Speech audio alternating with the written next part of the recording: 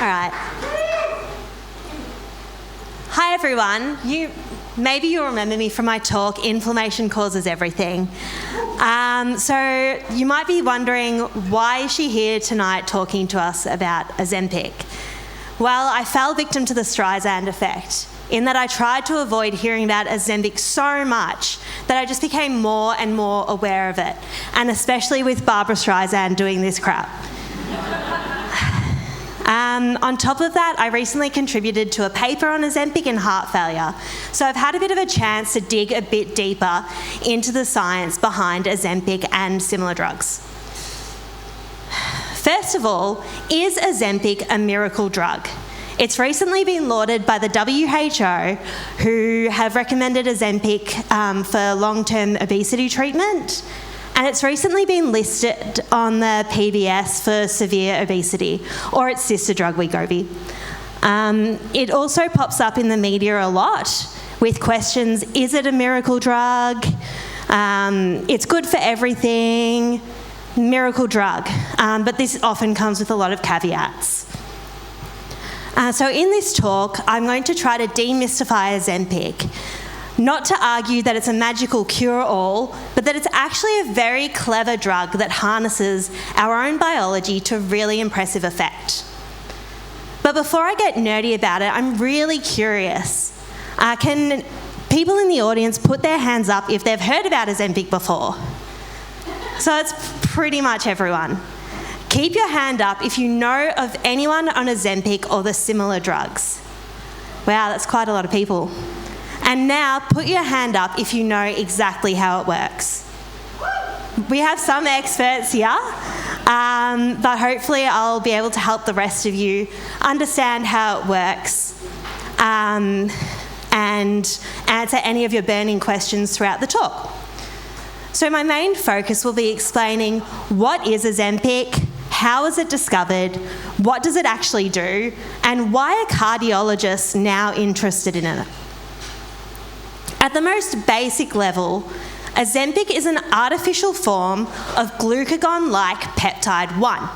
Now, GLP-1 is a hormone that's actually produced by L cells in our intestine, and it works on its receptor in the pancreas to cause the production of insulin. Now, you might see GIP-1 up here as well, and that's gastric inhibitory peptide. And I've included that because it's included in some of the drugs that have GLP-1 in them that you might have heard of before. So GLP-1 is in drugs like semaglutide, which is Ozempic and Wegovy. But then GIP-1 is in drugs that have GLP-1 in them, like Mounjaro or Zepbound, which you might have heard of before.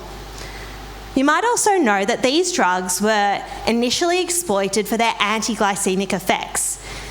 So that means that they're diabetes drugs. When we eat, GLP-1 is released, and it's a really big deal for people with insulin resistance and diabetes. Now, I'm going to touch really briefly on how Ozempic was discovered, because it's really a triumph of discovery science. In the early 1900s, scientists realised that our gut was releasing hormones when we ate, and they called these secretins. Not long after that, these hormones were shown to lower blood sugar even before it rose, and the French scientists renamed them incretins. Then in the 60s, scientists saw that that oral glucose, so ingesting glucose, caused a much stronger insulin response than just injecting people with glucose IV. So this means that this sort of effect only really makes sense if the gut is talking directly to the pancreas. Then in the 1980s, GLP-1 itself was discovered, and it was shown to strongly induce insulin release. But there was a massive problem. Natural GLP-1 breaks down in minutes in our bodies because we've got an enzyme that breaks it down. So this is a really big reason why it hadn't become a drug before now. The real breakthrough came when scientists studied the saliva of the Gila monster, which is this lizard that only eats 5 to 10 times a year. The saliva contained this substance which they named exendin, and it was really similar to the GLP-1 that we find in our bodies. And also, the really important thing is that it broke down in hours, not minutes. This led to the first GLP-1 drugs, which were shown to lower blood sugar in people with diabetes, and unexpectedly, it had this weight loss effect. Then they were able to modify this drug even further by adding fatty acid chains, so that we had drugs that we didn't have to inject daily. We could inject them weekly. And now they're the blockbuster drugs of today, and they're worth around $50 to $70 billion on the market. I know what you're really waiting for. How does GLP or Ozempic cause weight loss? So GLP-1 acts on the neurons in our brain. It works on dopamine neurons, decreasing dopamine activity to decrease our intake of highly palatable, energy-dense foods. Then it also works on increasing glutamate and serotonin activity to decrease our appetite. It also works on our stomach and relaxes our stomach muscles, stopping it from emptying, so making us feel really full after a meal. And what's really interesting is that after eating, about 40% of food sticks around in your stomach for about 4 hours after taking Ozempic, compared to placebo treatment where there's virtually no food left after 4 hours.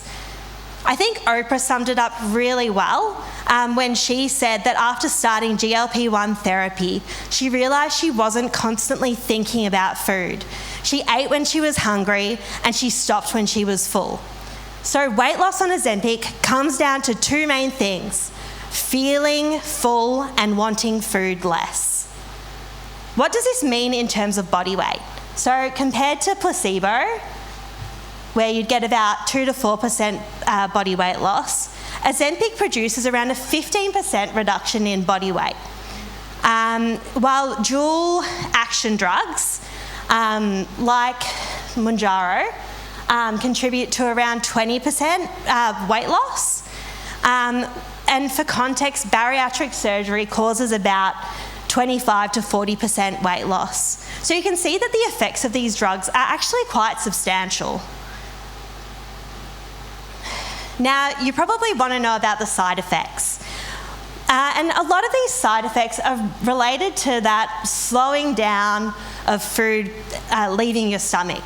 And these include nausea, diarrhea, constipation, vomiting, and abdominal pain. And in the first few months of taking Ozempic, the nausea happens to around 50% of people. But the doctors have found a way to mitigate this, in that they start on a low dose. People take that dose until they're feeling good, and then they'll move to the next dose, and gradually moving up until you hit the target dose. There's also warnings about use in people with a history of thyroid cancer in their family, but this is mainly based on rodent studies and appears to be really rare in humans. You may have also heard about Ozempic face, and this happens when you've got a loss of facial fat volume with weight loss. And you may have also heard about Ozempic butt, and this is a very similar effect due to rapid fat and muscle loss. There's also a loss of skin elasticity and volume with this rapid weight loss. So you can see that it's not due to anything unique about the drug itself. Now the part that excites cardiologists and cardiovascular biologists. The FDA now requires all diabetes drugs to be tested for their cardiovascular risk. And this is because diabetes and cardiovascular disease are so tightly linked. Recently, there have been a few papers in the field about the effect of Ozempic on HFpEF, which is heart failure. and that's what the rest of the talk will focus on. So HFpEF, or heart failure with preserved ejection fraction, happens when the heart becomes thickened and stiff, and it stops its ability to fill properly between beats. It causes breathlessness, exercise intolerance, and fatigue, and is strongly associated with obesity, ageing, diabetes, and high blood pressure. There are currently very few effective treatments for HFpEF, and it's really worrying because HFpEF is only becoming more and more common. In patients with obesity and HFpEF, they've seen that Ozempic treatment improved exercise tolerance, quality of life, and reduced hospitalisations in people with HFpEF. These benefits may arise through a whole heap of pathways. So we've seen effects on decreasing blood pressure through the kidneys, improving liver metabolism, including improving blood pressure control in the brain, decreasing inflammation, and improving blood pressure through our blood vessels. One also really exciting and interesting thing in HFpEF is that Ozempic can lead to decreased thickening of those heart chamber walls, decreased fat around the heart, and improved heart function, which is super important. The one thing that's really difficult about Ozempic though is that these effects can all be improved with weight loss. So we really can't tell which effects are due to the drug or which are due to the weight loss effects of the drug. So you can see, like, there's a lot more research needed in the heart failure space before cardiologists start giving Ozempic to their patients. Now, what's next for Ozempic? Well, drug companies are now developing triple action drugs that include GLP-1, GIP-1, which I mentioned before, and glucagon. And these have even more potent weight loss and glycemic control effects. The drugs will become more and more available in tablet form than in injections, and there'll be more research into the weight loss independent effects of these drugs, including, so there's a lot of interest in the effects of these drugs in the cardiovascular, renal, and inflammatory spaces. So, is Ozempic a miracle drug? Can you put your hand up if you still think after this talk that it is? Yeah. My answer is not really.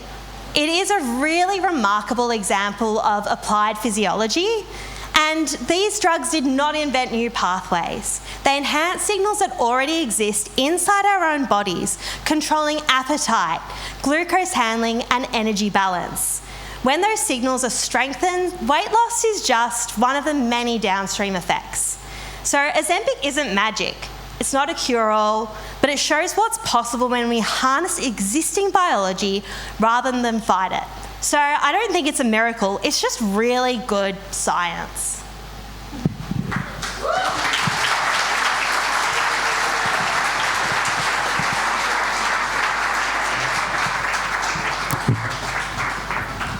Keep it coming, what the hell?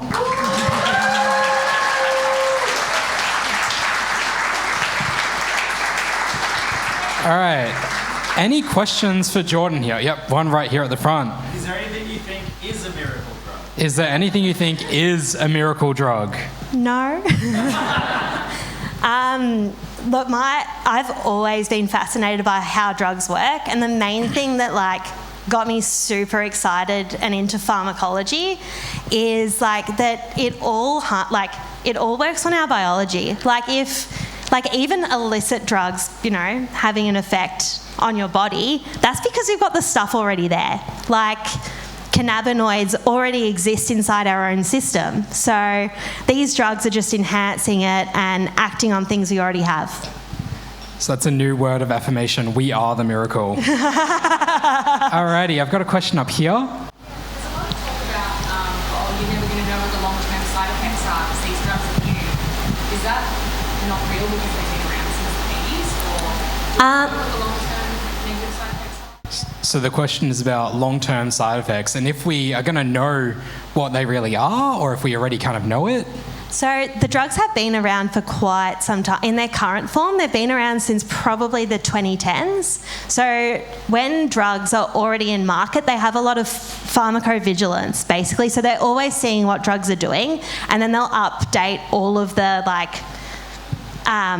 the labels and all that sort of stuff around drugs, like as they're already out there. The one thing probably like discovery around long-term side effects, but it is a really good drug in diabetes, and the clinicians that I hear at my work who speak about it are like so glad that they're able to give people this drug. Wow, okay. One over here. Are the doses different for diabetes rather than weight loss? Are the doses different for diabetes rather than weight loss? Yes. So the interesting thing is that I'm pretty sure, I'm going to mix this up. Wegovy and semaglutide are basically the same drug, but the Wegovy is at a higher dose because it's more for weight loss than it is for glycemic control. Let me see if there's any at the back that I'm missing. Yes, one all the way over here. Is there like a ceiling? You can just take it forever and ever? Or is there like a limit how much weight you can lose with these drugs? Yeah, is there a limit to how much weight you can lose with the drugs, or like a ceiling? Like a gym? Yeah, I'm not sure. I think... Yeah, I don't think you could infinitely lose weight. So is the end stage just like passing away? Like... It's hard. You'd probably you'd end up taking them to a certain stage, but the thing is, if you come off of them for weight loss, your body has really clever mechanisms to help you gain that weight again. So weight loss is really hard, no matter how you do it. So you'd end up on them for a while, but I think you'd plateau. Yeah. One all the way at the back here.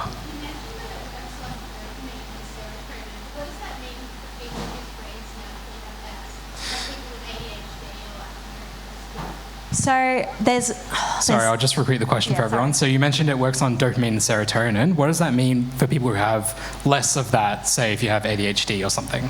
So it's really hard to say because the TGA put a black box label on them this year for increased suicidal thoughts, which is obviously really quite serious, but they still don't know why that's happening. It could be due to changes in all of these. This is pure speculation. Could be changes due to those that signalling in the brain, but it could also be due to like cortisol levels and all of like the different hormonal things that happen when you do lose weight. So they can't speak to that yet. It's definitely an area that's under investigation. So watch this space, I guess. Yes, one right here. So you said that obviously it's was reduced over types of diabetes. What about type 1 diabetics using So does it still help with type 1 diabetics? No, it wouldn't really help with type 1 diabetes because the type 1 is the autoimmune disease where your immune system is attacking your pancreas, so it no longer produces insulin. So it's not indicated for type 1 diabetes, but for type 2 diabetes, where your body is not responding to insulin as well, as opposed to not really making insulin, it works better. Yeah, you'd still have to take your insulin, yeah. I think that, I'm not sure, sorry. Let me just double check I'm not missing at the back. Okay, so I've got 3. I'll get to all of you at the back here.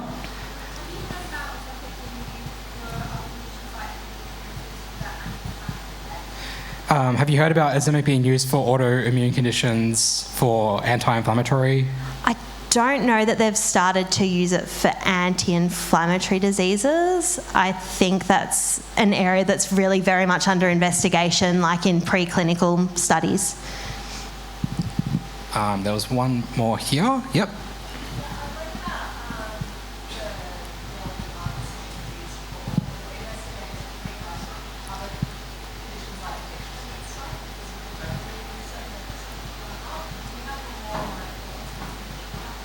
thoughts on them being used to treat addiction and stuff like that lives in dopamine? Yeah, that one's really interesting. So in rodent studies, they've seen that the rodents are less addicted to cocaine and alcohol and that sort of thing, but they haven't necessarily shown that in humans yet, I don't think.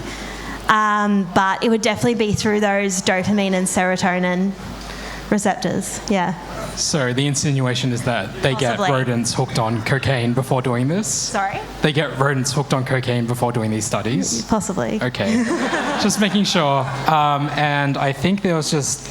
Okay, one more has populated. 2 at the front here. You first. Okay, so I know this might not be your areas of expertise, but Gila monsters in particular, do you know why they secrete so much GLP-1? Like, is there any evolutionary benefit we're aware of?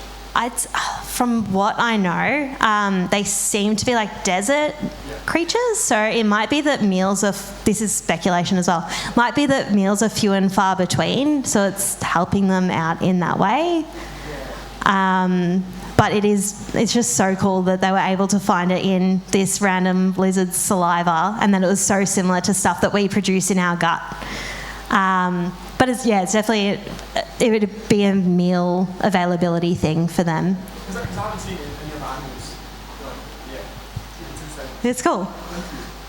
And I think there's just one final question up the front here. I've seen a lot of PCOS communities talk about the health beneficials that it's been for them.